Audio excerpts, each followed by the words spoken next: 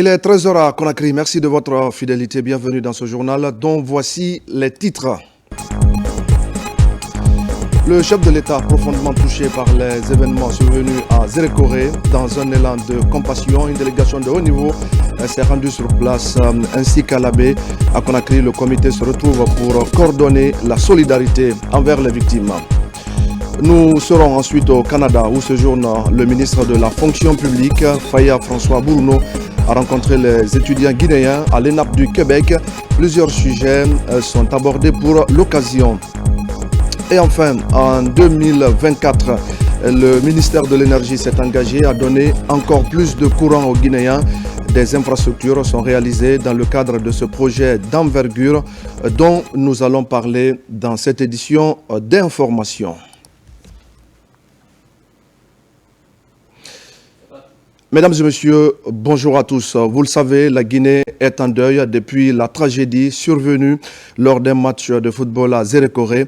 Le chef de l'État a réagi rapidement en décrétant 3 jours de deuil national et pour marquer sa compassion envers les victimes et son soutien aux familles, Général Mamadi Doumbouya a dépêché une délégation de haut niveau à Zérékoré puis à l'Abbé.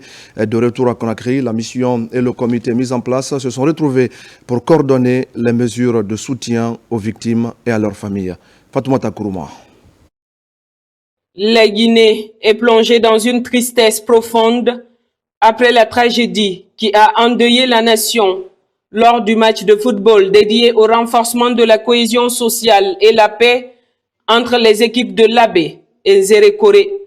Cet événement tragique qui a causé 56 victimes et plusieurs blessés, dont la plupart ont été évacués à Conakry à la charge du chef de l'État, a ému la nation entière.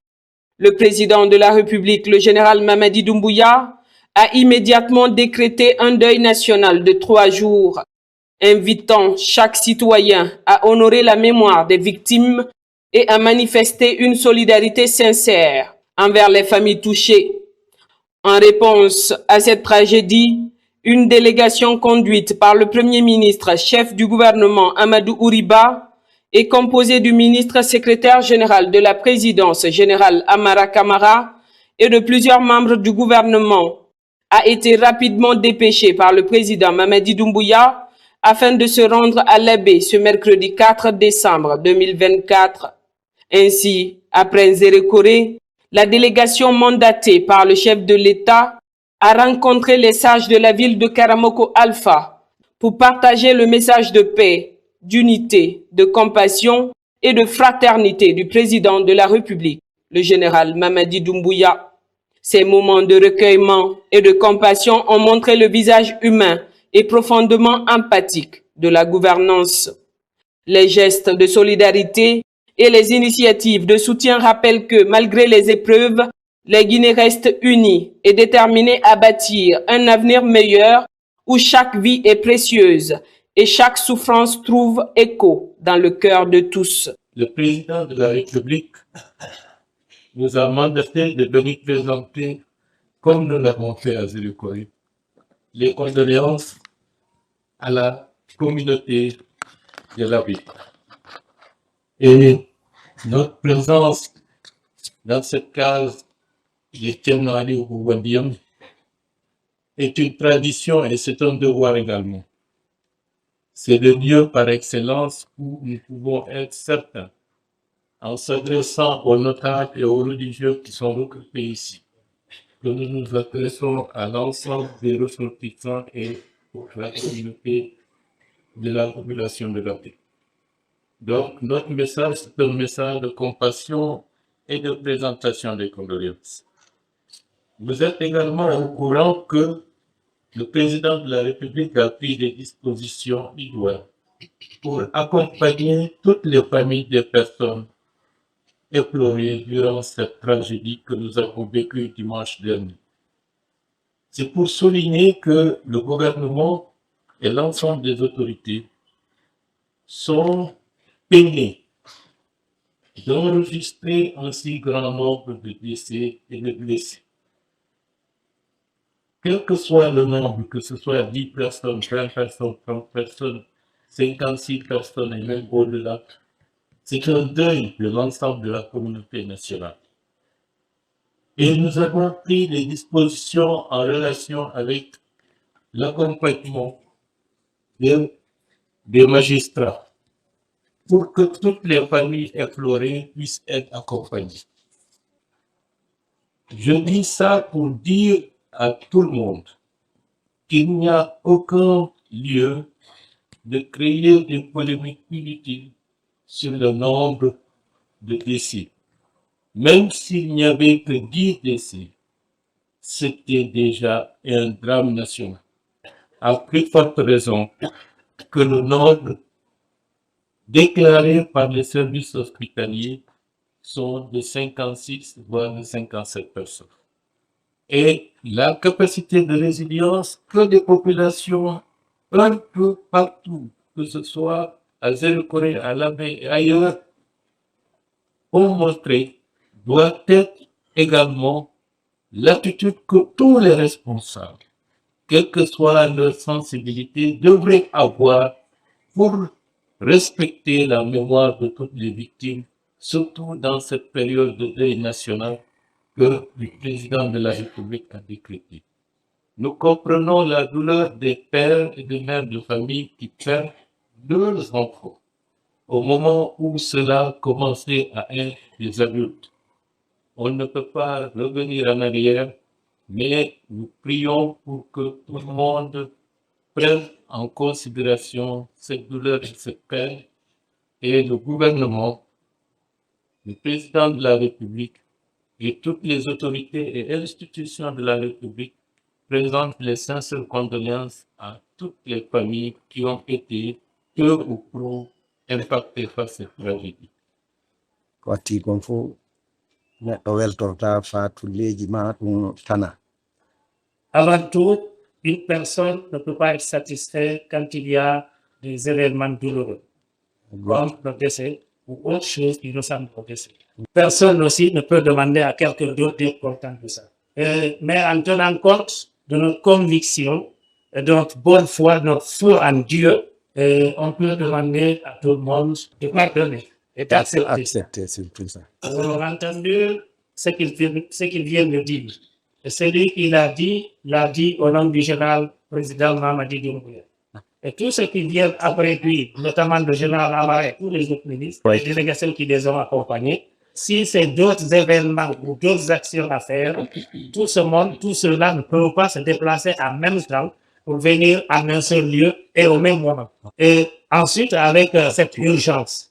Mais quand on confie à quelqu'un une famille, c'est comme ça que l'intéressé doit faire. Comme il a dit tout à l'heure, les décès sont les décès de tous les Guinéens, de toute la Guinée. Les blessés sont des blessés guinéens. Sur cette base, si nous les voyons ici, ça ne nous surprend pas. Cela démontre à suffisance l'accompagnement que vous faites, le souci que vous avez pour vos familles. Par rapport au lieu du décès, on ne peut rien contre la volonté divine. De retour à Conakry, le Premier ministre chef du gouvernement Amadou Ouriba et le ministre secrétaire général de la présidence, le général Amara Kamara, ont tenu une réunion de restitution dans la salle de conférence du Petit Palais. Cette réunion, qui a rassemblé le ministre directeur de cabinet de la présidence Djiba Diakité, les membres du CNRD, dont entre autres le chef d'état-major général des armées, le général Ibrahima Sori Bangoura, le haut commandant de la gendarmerie nationale et directeur de la justice militaire, le général Bala Samoura, ainsi que des membres du gouvernement, dont ceux spécifiquement constitués en comité de crise, visaient à faire le point sur la situation et à coordonner les actions à venir pour apporter un soutien efficace et rapide aux victimes et à leurs proches, mais aussi d'assurer un soutien psychologique et moral pour aider les familles à surmonter leur deuil. On a été conduit à un lieu assez symbolique, la grande case de l'un des plus grands érudits.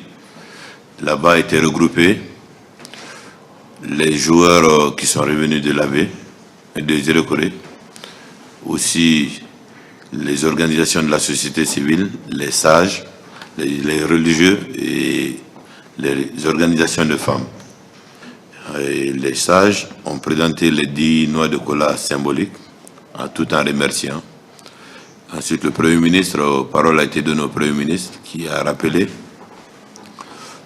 qu'il est venu sur instruction du chef de l'État pour porter le deuil de la Guinée aussi à l'abbé. Également présenter les enfants de l'abbé, recueillir les bénédictions du chef de l'État, pour le chef de l'État, pour le pays et pour l'ensemble du gouvernement. Ils ont fait sien la douleur que le chef de l'État éprouve et ont formulé beaucoup de bénédictions. Le point d'attention qu'ils ont voulu que nous remarquions, c'est qu'il y avait 12 jeunes garçons, des adolescents, qui terminaient la mémorisation du Saint-Coran et c'était aujourd'hui leur consécration. Donc la parole a été donnée à ces 12 jeunes adolescents. C'était vraiment une coïncidence, ce n'était pas prévu notre visite. Donc ils ont pensé que cette coïncidence-là, que c'est ces adolescents qui devraient faire la grande bénédiction après celle des érudits. Globalement, la mission s'est très bien passée et ils ont très bien accueilli les propos qui ont été tenus là-bas. Les discussions ont également mis en lumière la nécessité de renforcer les protocoles de sécurité pour prévenir de futurs incidents tragiques. Les ministres et membres du CNRD ont partagé des propositions concrètes visant à améliorer la coordination entre les forces de sécurité et les organisateurs d'événements. Ils ont surtout souligné l'importance d'implémenter des mesures préventives efficaces pour garantir la sécurité des citoyens lors de grands rassemblements. Dans le contexte actuel, quelques mesures ont été arrêtées. Il a été demandé que toute manifestation sportive au préalable puisse être encadrée en prenant en compte les données sécuritaires et les autres aspects liés à l'indispensable nécessité de mettre toujours en avant la sécurité des populations pour ne pas que celles-ci soient exposées à des accidents ou à des situations qui peuvent être malencontreuses. Du côté gouvernemental, les choses vont se poursuivre également pour étudier, tirer les leçons de ce qui est arrivé. Les enquêtes, le ministre de la Justice, qui a le lead sur cette question, prend des mesures et continuera à les prendre pour conforter la nécessité d'avoir la vérité, toute la vérité sur cette tragédie qui a affecté toute la nation guinéenne et tous les amis de la Guinée. Dans ces moments de douleur intense, le président Mamadi Doumbouya a montré une humilité et une compassion profonde qui ont touché le cœur de la nation. En décrétant un deuil national de 3 jours, il a non seulement honoré la mémoire des victimes, mais a également démontré son engagement à être aux côtés de son peuple dans les moments les plus sombres. Sa décision d'envoyer une délégation de haut niveau pour transmettre ses condoléances et son soutien personnel aux familles des victimes et des blessés témoigne de son désir sincère de partager leurs peines et de les réconforter. Le président Doumbouya, par ses actions, a rappelé à tous que le rôle d'un leader va bien au-delà des décisions politiques et économiques. En ces temps de deuil, il a incarné les valeurs de solidarité et d'humanité, montrant qu'il est avant tout un homme de cœur, proche de son peuple. Son humilité et son empathie ont renforcé les liens de confiance entre le gouvernement et les citoyens, illustrant que, malgré les épreuves, la Guinée reste unie et résiliente sous sa direction bienveillante. Et je le disais tout à l'heure au sommaire, en ce jour de travail au Canada, le ministre du Travail et de la Fonction publique a échangé avec les étudiants guinéens à l'ENAP du Québec. Une cinquantaine de nos compatriotes, parmi lesquels il y a des fonctionnaires qui ont décidé de se former dans cette école d'excellence. Devant le ministre, ces étudiants sont donc revenus sur quelques difficultés qu'ils rencontrent, ainsi que sur des réformes courageuses en cours dans notre pays. Mamadi Terna Kamisoko est notre envoyé spécial. Deuil national oblige, 1 minute de silence en hommage aux victimes du stade de 3 avril de Zérekoré ouvre le bal de cet échange entre le ministre du Travail et de la Fonction publique et les étudiants guinéens de l'École nationale d'administration publique du Québec. Pour la circonstance, le chargé d'affaires de l'ambassade de Guinée à Ottawa au Canada a exprimé toute la satisfaction de ses compatriotes à l'endroit du ministre Bourouno et sa délégation. Votre présence au Canada traduit la volonté politique affichée au plus haut niveau de doter notre pays d'une école nationale d'administration, gage d'un développement harmonieux de la Guinée. Je suis profondément convaincu que les échanges que vous aurez avec la communauté estudiantine vivant au Canada seront fructueux et bénéfiques pour notre pays, la République de Guinée.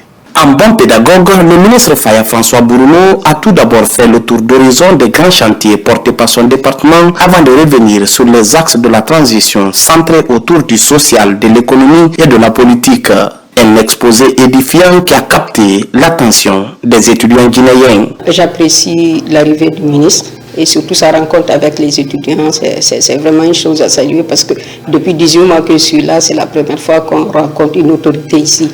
Ça a été l'occasion de comprendre les réformes qui sont en cours et les opportunités qui sont offertes à nous, qui peuvent nous aider à contribuer, même étant en dehors de la Guinée. Donc nous avons compris dans ces explications que les choses ont changé et les choses commencent à changer. L'un des tournants de ce débat a été la question relative au méga-projet Simandou. Le dossier attire la curiosité des étudiants et le ministre Bourouno a bien éclairé la lanterne du public. $1 milliard, c'est un projet qui mobilise les grandes entreprises du domaine au monde. Vous avez Rio Tinto dedans, vous avez BAO qui est le leader mondial de l'acier, vous avez le consortium WCS qui nous a aidé à mettre en place le projet CTG, donc la compagnie du Transguinéen. Donc nous avons investi sur les infrastructures où l'État est actionnaire à hauteur de 15%. Le président s'est dit, on exploite la bauxite depuis les années 60, mais ça n'a pas changé la vie des Guinéens. Il faut qu'on tire les leçons de ça. Et pour tirer les leçons de ça, aujourd'hui le gouvernement est en train de finaliser un programme bâti sur la vision échelonnée à l'horizon 2040. C'est pour cela que vous entendez parler de Simandou 2040. C'est différent du projet minier, mais le programme bâti sur la vision 2040, c'est la vision transformatrice de la Guinée, mais en se basant sur les retombées du projet minier Simandou. Les Guinéens du Canada suivent de près l'évolution de la Guinée depuis septembre 2021. Ici, la volonté du président de la République de refonder le pays est vivement soutenue. Et puis la Guinée fait des progrès en matière de digitalisation de l'administration publique. Et pour aller plus vite, les acteurs du numérique se concertent pour harmoniser les approches. Une rencontre se tient au ministère des Postes, des Télécommunications et de l'Économie numérique. Mamadou Saliouba. La Guinée, pleinement engagée dans la transformation numérique, fait du chemin dans la digitalisation de l'État. Au ministère des Postes, des Télécommunications et de l'Économie numérique, les acteurs du secteur partagent les expériences pour accélérer la digitalisation de l'administration. Ce cadre qui sera mis en place visera à soutenir et accompagner la transition numérique de la Guinée en s'appuyant sur le document de stratégie nationale de digitalisation de l'État, le schéma directeur informatique national et d'aménagement numérique, tout cela arrimé sur l'ambition de Simandou 2040. Aujourd'hui, comme vous le savez, en tant que département responsable de la politique du gouvernement en matière de digitalisation, mais aussi des télécommunications, notre rôle, c'est de coordonner les activités, mais aussi d'aller sur une inclusion. La digitalisation de l'administration est l'un des programmes phares du ministère des Postes, des Télécommunications et de l'Économie numérique. Cette rencontre de 2 jours va permettre aux acteurs d'approfondir les réflexions pour mieux harmoniser les idées. La transformation numérique est désormais une priorité mondiale. Et la Guinée, sous la vision éclairée de son Excellence, le Président de la République, le général Mamadi Doumbouya s'inscrit pleinement dans cette dynamique à travers l'ambitieux programme Simandou 2040. Ce programme place le numérique au centre de notre stratégie de développement en tant que levier essentiel pour moderniser nos institutions, connecter nos populations et soutenir la diversification économique. Soutenu par le programme des Nations Unies pour le développement, cette rencontre de concertation marque une nouvelle étape dans la digitalisation de l'administration publique. Et c'est également une bonne nouvelle pour les auditeurs de la radio-télévision guinéenne à Kouroussa. Des émetteurs qui étaient en panne sont désormais rétablis. Le signal émet de nouveau pour permettre à tous les habitants de Hamana d'avoir accès au programme des chaînes nationales. C'est un exploit des autorités du ministère de l'Information et de la Communication engagées à rendre la télévision et la radio plus accessibles aux populations à la base. Yamokaba. L'actualité en temps réel, désormais accessible à Kouroussa. Après plus de 10 ans, la radio nationale est désormais audible et la télévision émet pour être au rendez-vous des différentes éditions de 20h30 de la RTG. La bonne nouvelle met fin au cri du cœur des populations du Hamana qui ont posé des doléances lors du passage du ministre de l'Information et de la Communication et une réponse concrète pour traduire l'engagement patriotique du général Mamadi Doumbouya.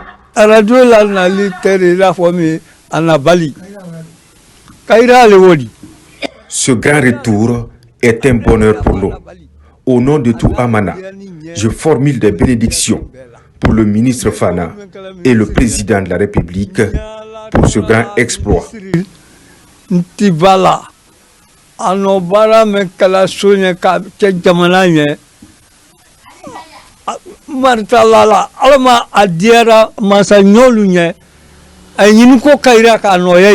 Je sais que ça fait plus de 10 ans, parce que même le temps du président de Front Lansana Conté, les gens venaient dépanner quelques jours et ça partait. Donc, et tout le temps du régime passé, il n'y avait pas la RTG et la radio. Donc pour moi, ça fait plus de 10 ans. Donc aujourd'hui, réellement la joie est immense. Les moyens techniques sont créés pour permettre à ces émetteurs de fonctionner sans interruption. Des panneaux solaires sont installés pour fournir de l'énergie. Leur capacité, 3500 watts, pour toucher les 14 communes rurales de Kouroussa, 24 heures sur 24. On a relancé la télé et la radio à Kouroussa aujourd'hui. Donc, on a pu faire quelque chose comme travail. On a monté les panneaux solaires, et on a mis les ondulaires des systèmes backup, on a monté les batteries. Donc, le courant est là 24 heures sur 24. La télé marche 24 heures sur 24 et la radio à Kouroussa.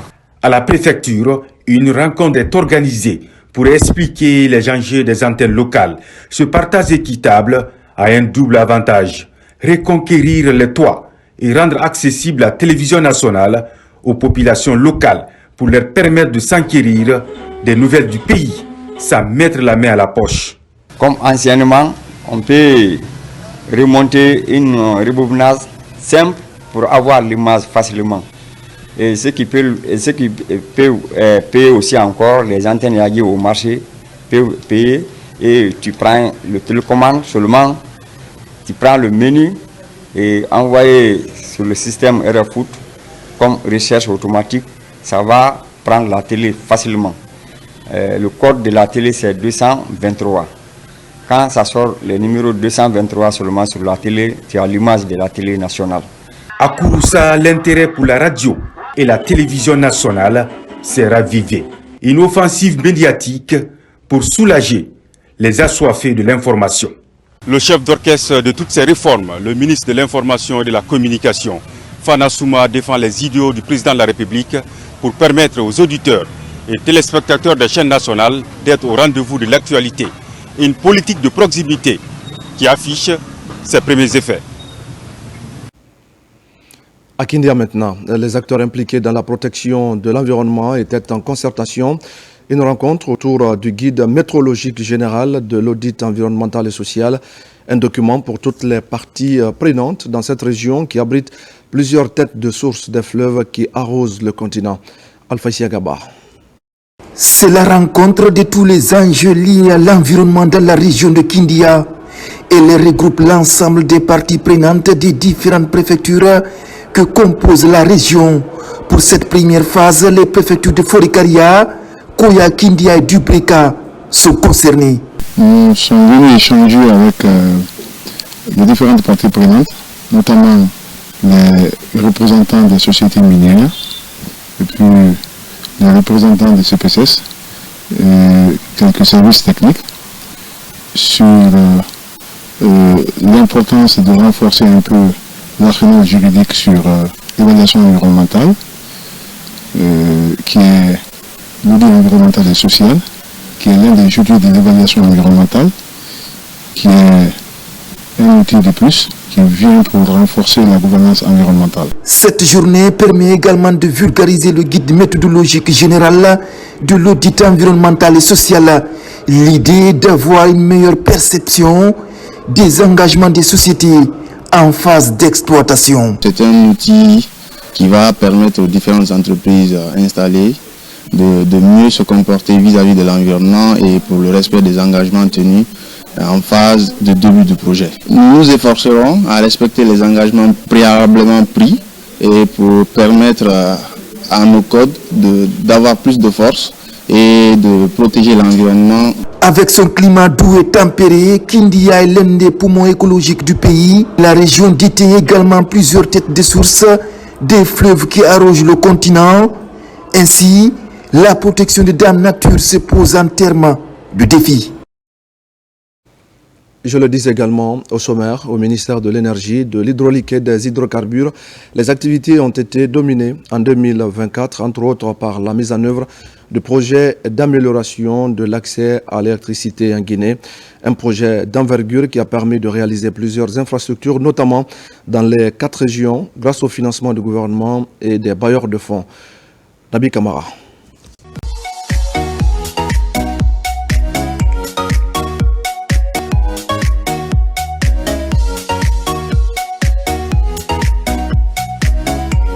Depuis le 5 septembre 2021, date de l'avènement du CNRD, sous la présidence du général Mamadi Doumbouya, le département de l'énergie, de l'hydraulique et des hydrocarbures connaît une transformation significative. Par exemple, dans le sous-secteur de l'électricité, il s'est engagé dans la mise en œuvre d'un plan d'action à court terme visant à améliorer l'accès des populations guinéennes à une énergie fiable et abordable. Un plan qui s'inscrit dans le cadre de la lettre de mission du contrat de performance et des objectifs définis par le gouvernement. Avec la volonté du président de la République et du gouvernement, il y a eu beaucoup d'efforts fournis qui ont conduit au regard du déficit constaté au retour du bateau thermique qui a augmenté la capacité de production. Et Dieu faisant aussi avec la Baraka, nous avons connu une bonne pluviométrie.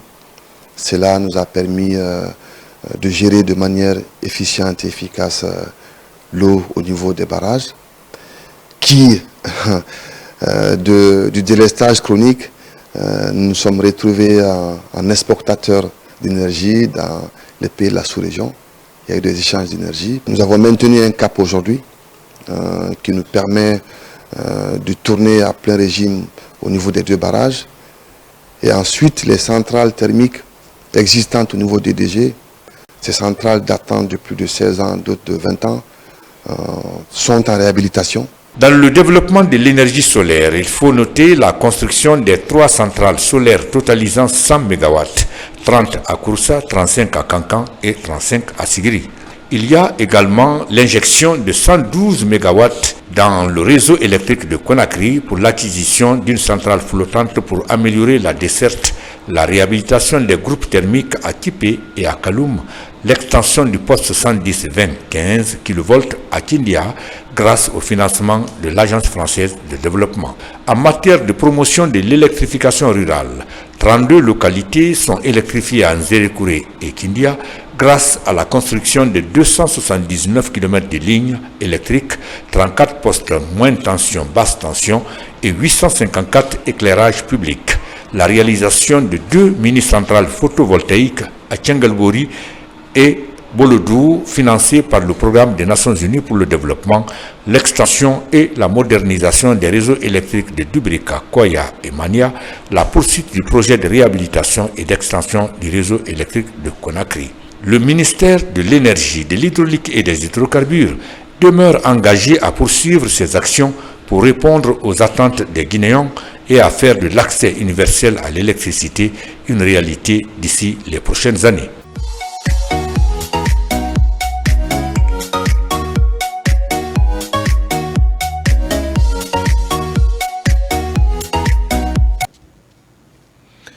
Et voilà, mesdames et messieurs, c'est la fin de ce journal. Merci à tous de l'avoir suivi. Je vous retrouve tout à l'heure à 17h pour un nouveau point sur l'actualité. La Guinée, c'est notre paradis, terre de richesse et d'innovation. À tout à l'heure.